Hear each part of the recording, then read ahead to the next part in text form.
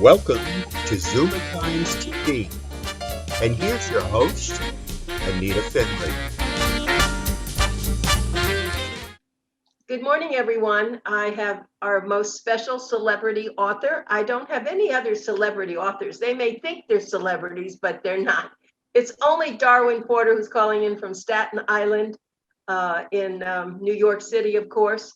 And he lives in a magnificent mansion there. And he has his great partner there. Of course, it's Blood Moon Productions and bloodmoonproductions.com. So welcome.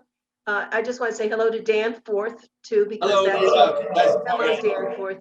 Thank you very much for being there, and let's get started with what exciting things do you have to tell us, Darwin? Well, I have some very exciting things. I hope you haven't heard them all before, but just two quick things.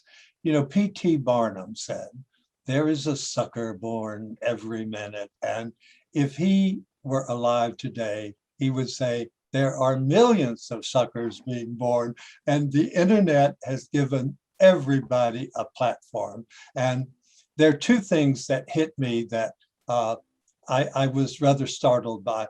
I went down for a midnight cup of coffee. I was getting up at midnight, and one of the broadcasts were a rumor I had never heard is that Prince Harry and Meghan Markle came here not for the reasons given, but for a very diabolical reason. And this is getting a lot of play in Britain, is that people were thinking that Joe Biden will not run again, and the Democrats plan to run Miss Markle for president in 2024. And they're raising money on that. And it's being presented as a conspiracy. Prince Harry then will be the secret ruler of America. And so it will restore British control of America. Now, people actually believe that. Really? Now, the second rumor, which might be more let me valid. interrupt you and tell you something. I don't even call them people. The people who think that, I don't even use a good word like people. Yeah. Don't use the word people. Now, the second one, I don't know if it's a rumor, because if it is, it's taking place in your backyard. And that is that there are secret negotiations going on at Mar-a-Lago to run President Trump for the congressional seat. I don't know if that affects your district. I don't know how the districts divide. And that the Republicans will sweep in the 2022, and he will become the head of the House of Representatives, replacing Nancy Pelosi, and then we'll run. I saw that also. I saw that somewhere too, and I had to laugh out loud. Yeah, but that's gaining a tremendous amount of attraction. So anyway, I just wanted to spread those rumors, but I want to get down to what 52% of Americans believe, and that is that sometime in the decade coming or beyond, Martians will be landing on our planet. And this is now a majority belief, and it is growing. And the UFO sightings have now gained wide publicity. Now, this, even Obama has suggested on late CBS that he has seen a lot of the data when he was president, and he said, there is definitely something up there. I don't know if that's getting a lot of publicity in Florida.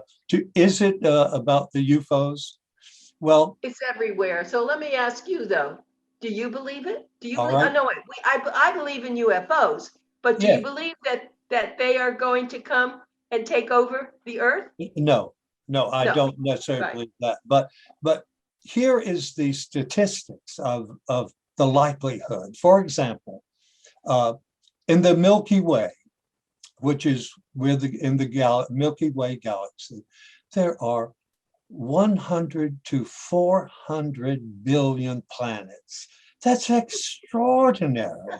I mean, to think that we would be the only life form in that many planets, I think would be a conceit. And then in the Andromeda galaxy, which is the adjoining, there are 1 trillion, that's trillion with a T, celestial bodies. And then beyond that, they estimate, scientists, that there are 100 billion other galaxies. I don't know how they do that. It would take an Einstein brain to see that far. So you have to say that there must be life on other planets. Now, one of the things brought up was it would be difficult for someone from outer space to arrive here because they would not, how would they be able to breathe? Well, first you assume that they needed to breathe our air that covers our atmosphere. Maybe they breathe something else, or it's been suggested they don't need to breathe at all. I mean, now first we can assume they don't look like us, but okay,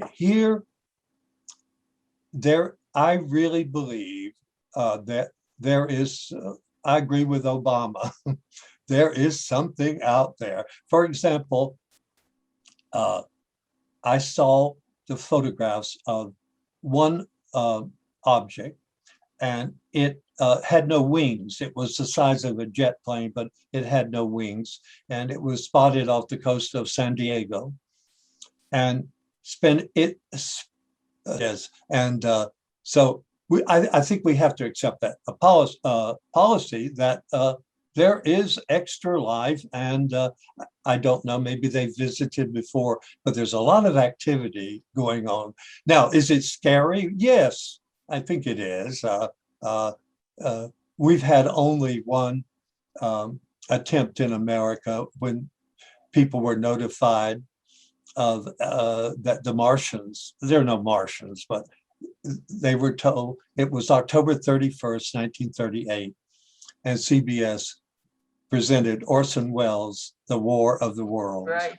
and about the Martian land. Now, Orson Welles had a very powerful almost if Orson Welles were a newscaster, you would believe it. I mean, that was a great, great voice. And then it was told in the beginning that it was based on H.G. Wells' War of the Worlds in 1898, and that it was a dramatization. But then people tuning in, all they heard were the broadcasts that the Martians were landing in a field in New Jersey with more on the way, and there was panic. I mean, there have been reports of miscarriage. One man found his wife trying to take poison to avoid Martian rape. There were the roads, people were piling on the roads, there were car crashes, and of course, tons of lawsuits against CBS. So that's the only real idea how Americans would panic in case of an invasion. Let's forget Martians. I think we know enough about Mars. If people are living on Mars, they'll be underground. They're not living on the surface. Is that getting play in Florida about the UFOs? Yes, it's not specific. It's everywhere in all the news, Cass. I mean, I don't think Florida specifically, but I will tell you, my friend who was the astronaut, Ed Mitchell, he believed that there were other things out there. He always did, but it just stands to reason. We're talking billions and trillions. I mean, in fact, I think we might be in a sort of a dead zone because, you know, the planets that we're surrounded by, I think they know enough about them. If there's life there, they must be pretty tough hombres to live there. But I remember when this stuff of flying saucers. Now, first, I have to say, it was taken as a joke, and it still is, but it was in 1947 after the war. And everybody at the dinner table, were talking about flying saucers. And then came all those movies, you know, he came from outer space and invasion of the world, all, and it began to become a fantasy. But giving the practicality, there is definitely something out there, and it's moving and moving very fast, and it can also change positions. Is it Russian? I doubt it. Is it Chinese? I doubt very seriously they have that kind of technology. Now, the question will be, will they land? Are they friendly? Are we being observed? And the big question is, what do they look like? I mean, you know that I'm sure that the curious forms that have evolved on Earth, I mean, just think what the world here used to be. It didn't have people who looked like us. I mean, had these huge giant animals. One in Argentina weighed 300 tons, a dinosaur. We don't have any 300-ton, not to my knowledge, animals anymore. But I think this is going to become now very much a part of the American dynamic of, and we are invading other worlds. For example, Mr. Bezos of Amazon will on July 20th go into space in a space rocket with his brother Mark. And of course, there are 4 seats available. One just sold for $3.2 million. There are 3 seats open, rather costly, and you're going to be up there for 30 minutes. A lot of people don't want him to take this rocket. They think that he might not come back, and he's got all that money to count, so he might want to return to Earth. Another thing is happening on June 25th, which is coming up. The report on UFOs, if we can call them that, will be presented to Congress. But there's a catch there. It's supposed to be private and not made public. That's too bad. Now, there are a lot of leaky people in Congress, so we may get the point. I'd like to know what the report is. They're going to give a serious report. The US has denied that there are these UFOs belonging to American technology. And of course, they can be lying, but chances are they're telling the truth. So it'll be very interesting to see who leaks that report. I think the report should be made public. I think people really want to know. Why would they want to keep it a secret? Well, the only thing presented is that we're going to be fed the news in stages. They don't want to just come right out on the 25th of June and give the whole report. They want to feed it to us to get us acclimated to the truth. Well, Darwin, let me just say though that the movie producers are going crazy right now. You know, they're going to have the movies coming out now. Of course, we've had lots of space movies, but now they're going to be pretty spectacular, I'm sure. So, you know, this should be very interesting. Well, what will be interesting is what country will they land in? For example, the country they choose might become the most advanced. If they're friendly, they might bring so many technologies that will change the world overnight. I mean, things that we have been trying to, oh, you have a problem with cancer? Well, we have this pill here. I know it sounds like an amazing kind of thing, but and I mean, I don't expect to be around for the invasion, and it may not even be an invasion. It may be a coming together of the world, and maybe they've even been here before. I have no idea. Also, I think that they don't think too much of our advanced technology. I mean, meaning, you know, we're fairly new. It was not that long ago that most people on Earth thought it was flat. So I mean, we're sort of new in the technology sphere.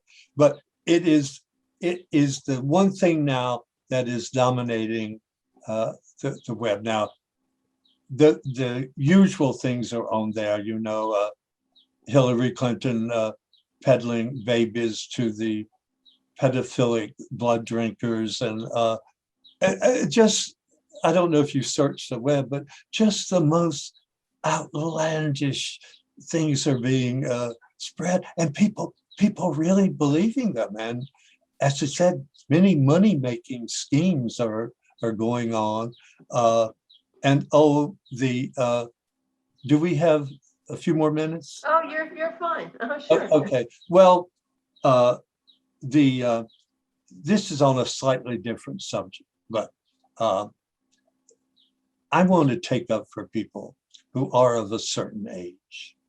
And yesterday, the only time I really might agree with Mr. Trump is he had to chastise Hannity on the Fox News, who has been leading this attack on what he calls sippy cup, which is a reference to our president, that he have to sip his warm milk at night and then read nursery rhymes. And then, now Trump often does things with a motive. So if by the time he might be president, he might, if he ever wins, might be the age of Joe Biden himself. So he didn't want to, he then took up for people who are still functioning in their late 70s, in their 80s, and the 90s. And I really admired that, because I'm one of them. And I am certainly fully functioning. I hope I have some time left, and I don't think everybody needs to shut down. I attended all these meetings years ago about creativity in the aging, it was called. And I went to these circles. I told you once I rented the house down there of an actress called Jane Russell. And I rented her house. And these were very interesting things about how many people are almost late bloomers. You don't, just not that long ago, you had to retire at 65, and the skeptics who did Social Security, they figured that was the age most people died at that time, and they had maybe 2 more years to live on Social Security, and they would be dead at 67. Well, that is certainly changing now, and I was just happy to hear Mr. Trump take up for people who will never see 79 again. As I said, it may be for selfish purposes, but I thought he was right to chastise the Fox News anchor who wants to retire some of us before we're ready to retire. I had to put in that little plug. I'm sorry. I'm glad you did, because I, of course, is the same age as you, and I am very, very active, very creative, and I find that people, even in their 70s, who retired, they get depressed. They don't know what their life is like. They don't have passion. So you see, that's the problem. There are people who are even 90 who are doing wonderful things. They don't even know about age. They just keep moving like a motorboat.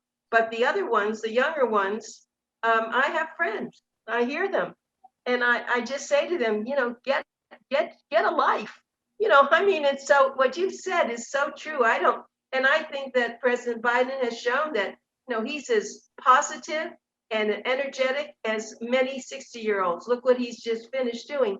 So I'm with you, and I think that people will see the difference. They really will. In fact, just think about the Pope. The Pope's, I don't know how old he is, but he certainly is in control of a lot of the world. Yes, and he's still going strong. But how things have changed. I looked up a fact that really astounded me. At the turn of the 20th century, the average age for a man to die was 52. And women, I think it's changed now a bit, they usually lived 8 maybe. And that was true in my family. I mean, we were burying grandfather.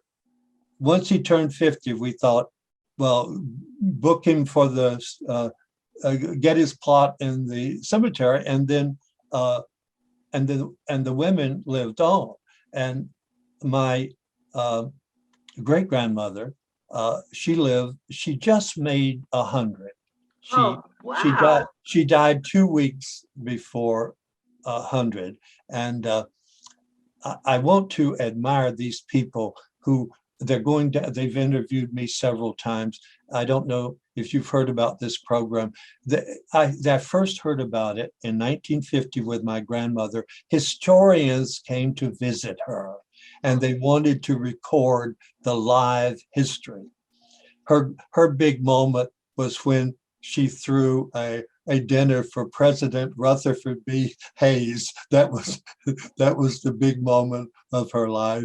Is that right? What gave her the power to do that?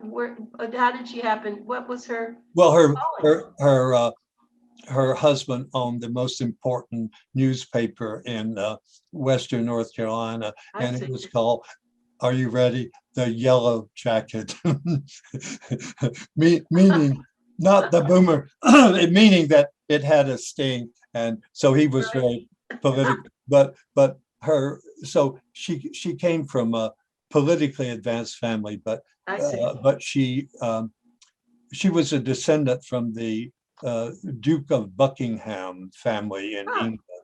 And the reason the son went abroad, in those days, they gave all the money and all the power to the oldest son. So the second son came to North Carolina to found, to start. But it was very interesting, though, except I talked many times, she believed that women would never be smart enough to have the vote. She didn't think women were smart enough to have the vote. But she did predict that the automobile would kill thousands of people. She said, the horse and buggy should stay there because the automobile will lead to untold deaths.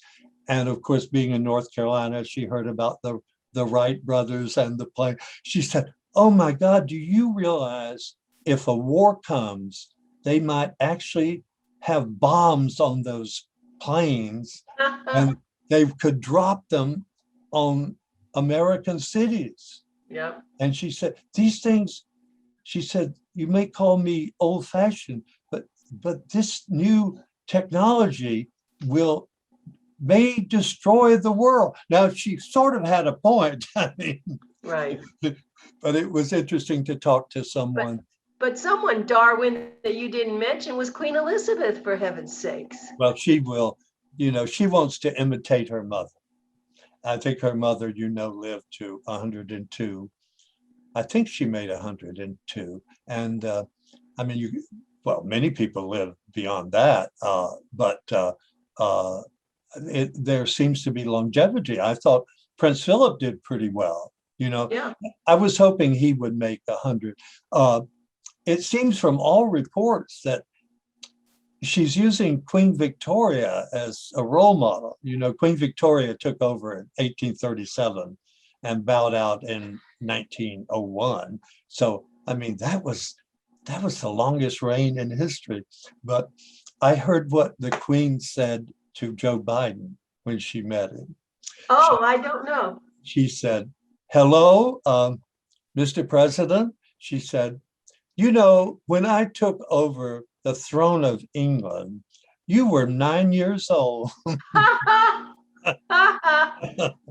thought that was a good introduction. And he was, and so she may go on forever. People who meet her and talk to her, she is perfectly in control. She doesn't have to go out horseback riding anymore. And now there is some growing impatience with Charles, who is, when is Mama going to give me the throne?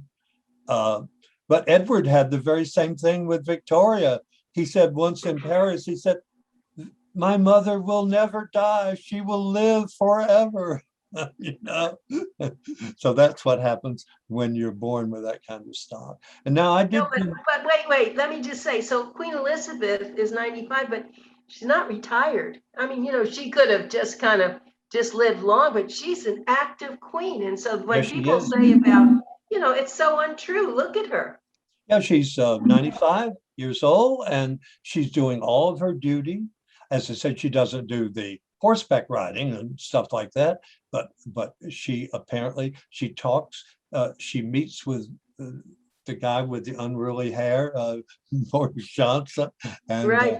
and they carry on. But remember, the man that she originally met with to hear the secrets of the state was called Sir Winston Churchill. Oh, yes, that was her Now, favorite. Yeah, that sounds like World War II, but I but know. I but know.